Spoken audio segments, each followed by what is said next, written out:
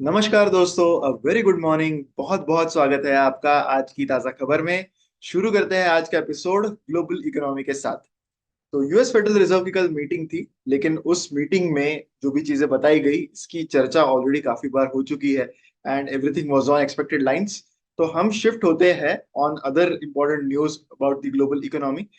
US federal reserve के actions के बारे में हमने ऑलरेडी काफी चर्चा कर चुके हैं and there are some more important news to cover today. तो सबसे पहली न्यूज आज ये है कि ग्लोबल ईवी के सेल्स जो है, that is for the entire world, वो एक नया रिकॉर्ड हिट कर गए हैं in the month of November, as पर research by a company called Rho Motion. तो ये जो ग्लोबल सेल्स है, these are for battery electric vehicles and plug in hybrids, जिसे पीएचईवी कहते हैं। So BEV, that is battery electric vehicles, and PHEV दोनों के मिला के अगर हम सेल्स की बात करें तो वो 20% से इंक्रीज हो गए हैं comparison on a year on year basis, यानी compare to November 2022 month. And mainly ये जो सेल्स है वो नॉर्थ अमेरिका से काफी स्ट्रॉन्ग नंबर्स आ रहे हैं एज पर दिस रिपोर्ट। तो नंबर्स की अगर बात करें तो sale of these two type of vehicles hit a fresh record high of 1.4 million units. This was in November 2023, compared to 1.1 million units in November 2022. And जो experts है इसमें उनका यही कहना है कि sales जो है they have continued to rise despite a negative sentiment in the market. And they are expecting कि दिसंबर के मंथ में ये जो नंबर है ये और भी स्ट्रांग हो सकता है। After years of accelerating growth, कुछ ऑटोमेकर्स का ये कहना है कि थोड़ी सी स्लोइंग डिमांड उनको नजर आ रही है, क्योंकि जो ड्राइवर्स है या फिर जो कस्टमर्स है, they are waiting for more better models, more cheaper models, and वो ऐसा एक्सपेक्टेड है कि 2-3 इयर्स डाउन द रोड वो हासिल होंगे। तो इसी वजह से थोड़ी सी स्लोइंग डिमांड का कंसर्न यहाँ पर था। ग्लोबली अगर हम बात करें तो बैटरी इलेक्ट्रिक व्हीकल्स जो है they make up 70% of the sales of electric vehicles. जब हम as a whole electric vehicles कहते हैं तो 70% is battery electric vehicles and 30% is PHAV यानी plug in hybrid vehicles. China ने पोस्ट किया है 25% increase in sales, which is quite good compare to the macro economic environment in China. But इसमें base effect भी बहुत बड़ा play है।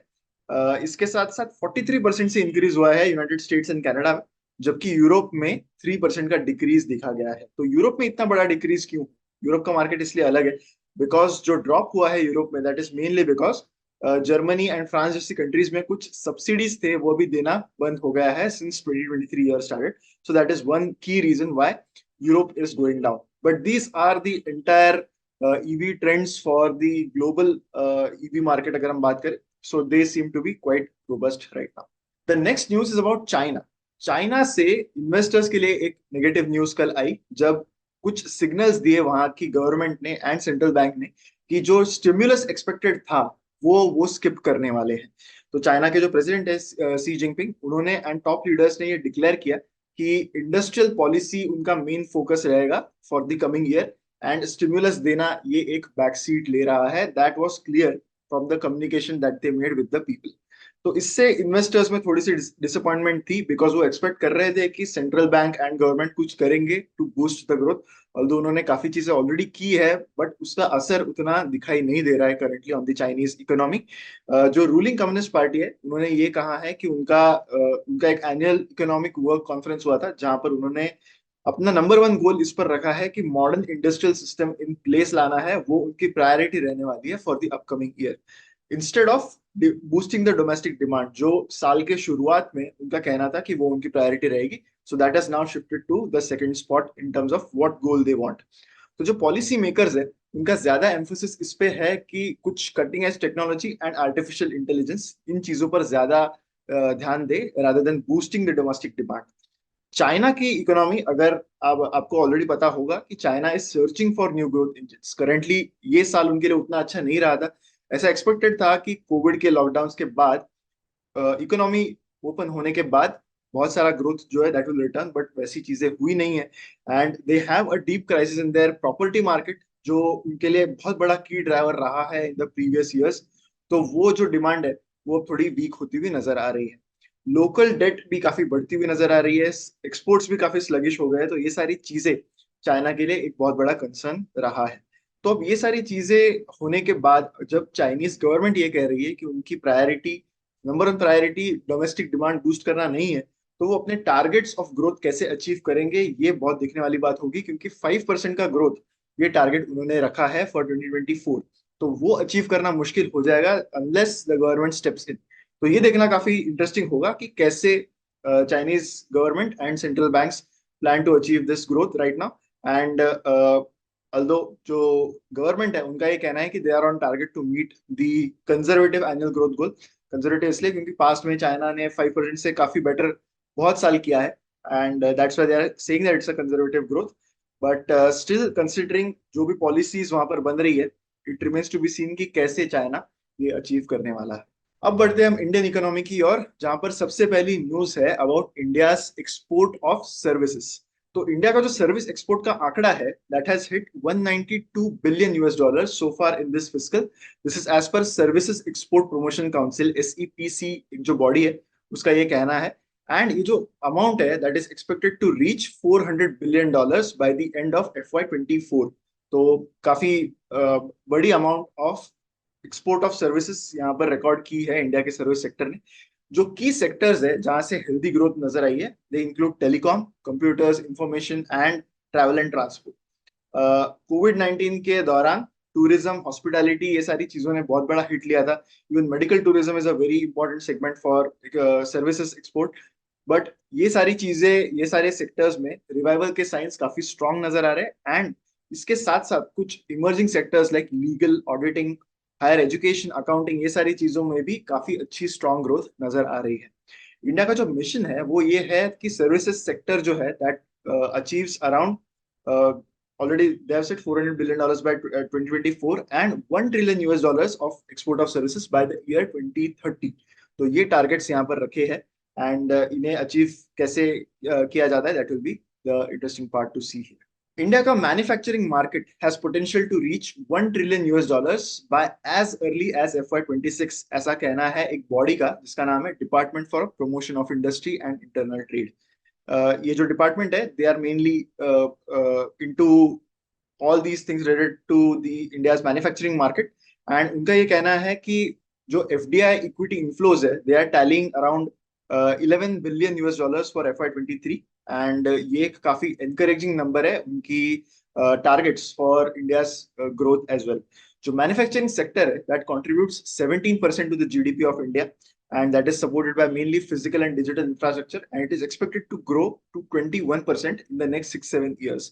And ऐसे में जो पॉलिसी इंसेंटिव्स है एंड बाकी सारे इनिशिएटिव्स जो सारे governments including the centre and state ले रहा है, उससे इस मार्केट को पोटेंशियल है to reach $1 trillion bye FY26, ऐसा इस बॉडी का कहना है। ऑलरेडी मैन्युफैक्चरिंग सेक्टर जो है इंडिया में, it has witnessed a very good increasing growth in the last few years if you see. And government का फोकस भी इसी पर है एवर सिंस आत्मनिर्भर भारत के इनिशिएटिव्स आए हैं, मेक इन इंडिया इनिशिएटिव्स आए हैं। उसके बाद जो भी PLI स्कीम्स है, प्रोडक्शन लिंक्ड इंसेंटिव स्कीम्स, वो भी सारे इसी पर फोकस्ड है कि इंडिया का जो मैन्युफैक्चरिंग है वो और बढ़ते जाए। ऑटोमोटिव सेक्टर जो इंडिया के मैन्युफैक्चरिंग प्रोग्रेस का एक काफी मेजर कीस्टोन है, that has seen very prominent interest from global players like Tesla and Ford. वहीं अगर हम कॉन्ट्रैक्ट मैन्युफैक्चरिंग बिजनेस की बात करें, यानी इलेक्ट्रॉनिक्स की बात करें, तो यहाँ पर भी एप्पल जैसे कंपनीज है, they are looking to shift their productions and assembly units to India. Foxconn ने ऑलरेडी काफी सारी इन्वेस्टमेंट इंडिया में कर रखी है। इसके साथ साथ और भी कई सेक्टर्स है जहां पर एक्सपेक्टेड है कि बहुत सारे फॉरेन इन्वेस्टर्स आएंगे, FDI भी आएगा, and in that way this manufacturing sector can achieve the targets that they have set. अब बढ़ते हैं कुछ स्टॉक वाइज अपडेट्स की ओर। सबसे पहला अपडेट है about Bajaj Allianz. Bajaj Allianz life के assets under management have crossed 1 lakh crore.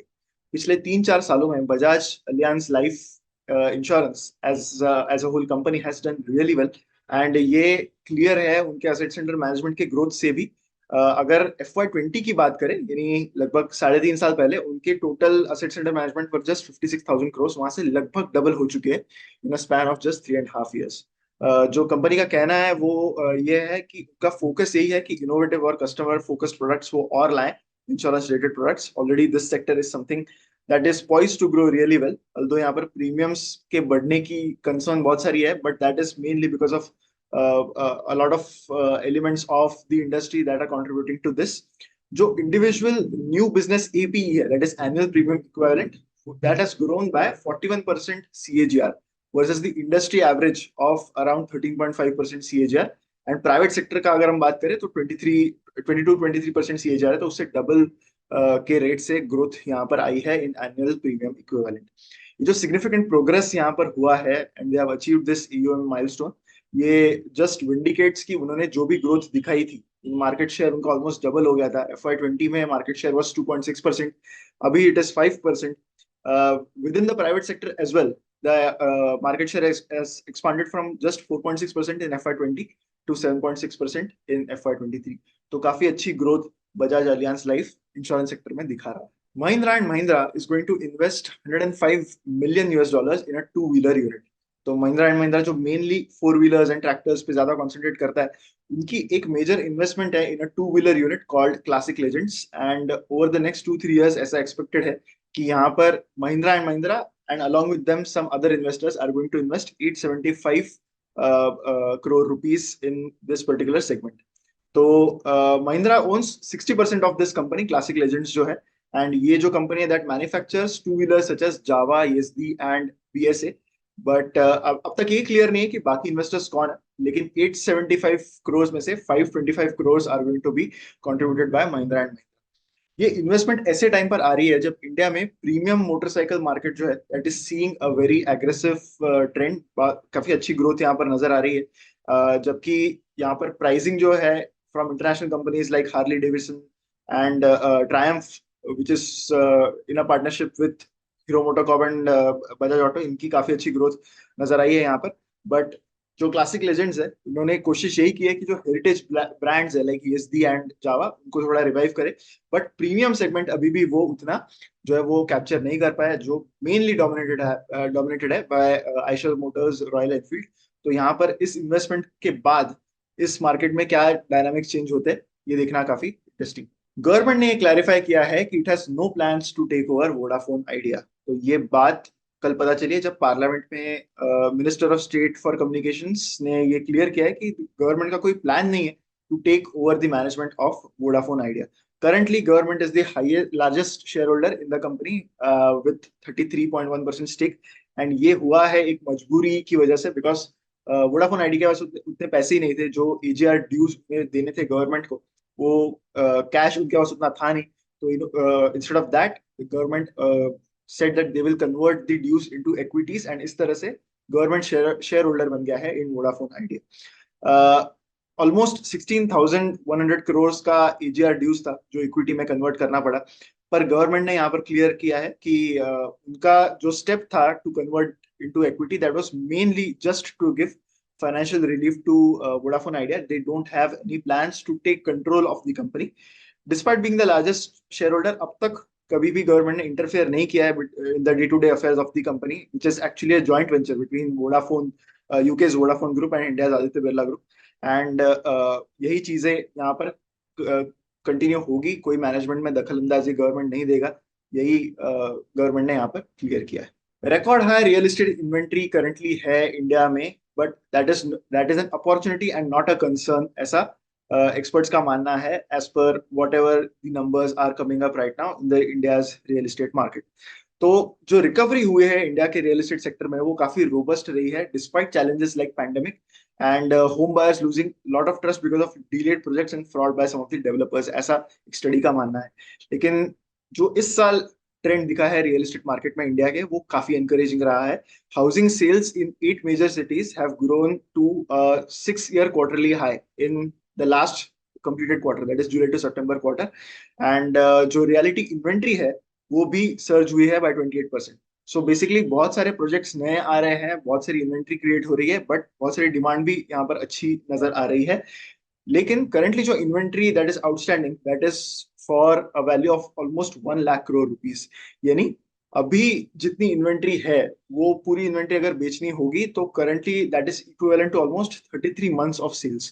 तो काफी बड़ा इन्वेंट्री यहाँ पर करंटली आउटस्टैंडिंग है। लेकिन जो भी एक्सपर्ट्स है, जो भी रिपोर्ट्स है, वो यही कह रहे हैं कि दिस इज एन इंडिकेशन कि यहाँ पर बहुत सारी अनसोल्ड इन्वेंट्री का होना भी एक डिमांड का इंडिकेशन है, बिकॉज नए प्रोजेक्ट्स भी अनाउंस हो रहे हैं, वो उसमें भी काफी ज्यादा इंटरेस्ट आ रहा है। ऑब्वियसली रियल एस्टेट एक ऐसा मार्केट है जो फ्रैगमेंट टू फ्रैगमेंट काफी अलग रहता है, so overall inventory numbers might not show you the correct trend, but premium real estate के कैसे ट्रेंड्स है एंड जो इकोनॉमिकल रियल एस्टेट के ट्रेंड्स है वो देखना ज्यादा जरूरी होगा यहाँ पर.